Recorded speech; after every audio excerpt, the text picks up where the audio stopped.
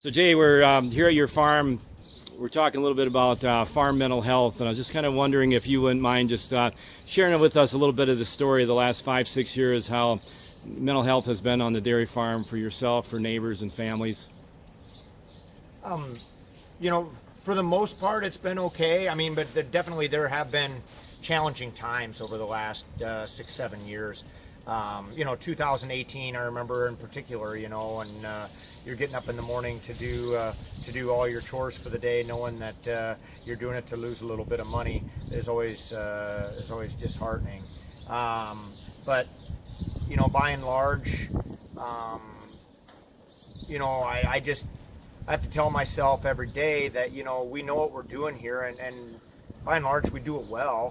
Um, you know, I feel like this is the job I'm supposed to be doing, and that what you have to do in the tough time is hang in there, because the good times will come eventually, and you can't participate in those if you're not around to do it. So Sure.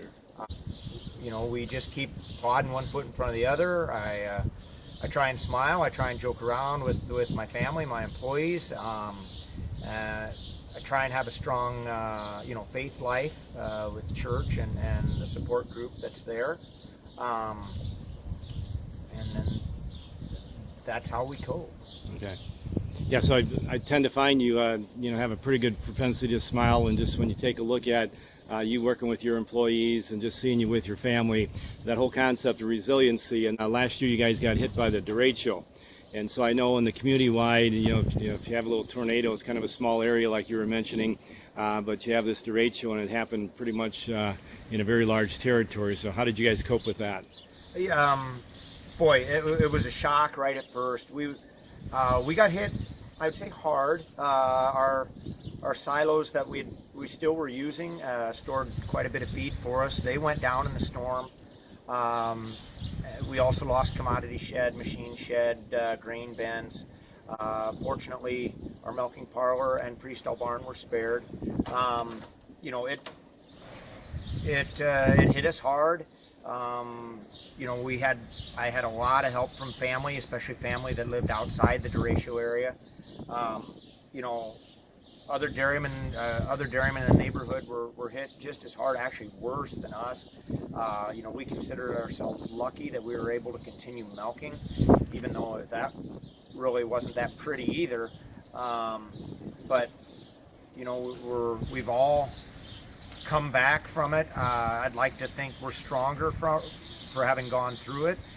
We've all been able to make some changes that will end up being good, that maybe we wouldn't have changed otherwise. Um, but yeah, it's definitely been a long road.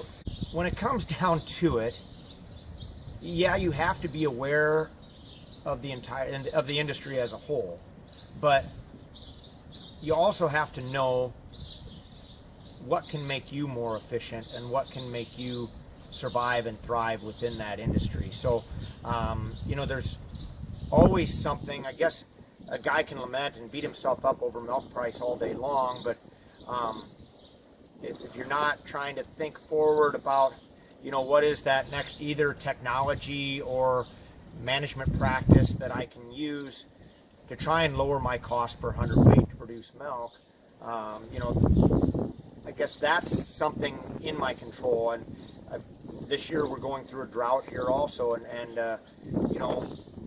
that's something I was taught early on to control the things you can control, and the things that are out of your control, you've got to let them go or they'll tear you up.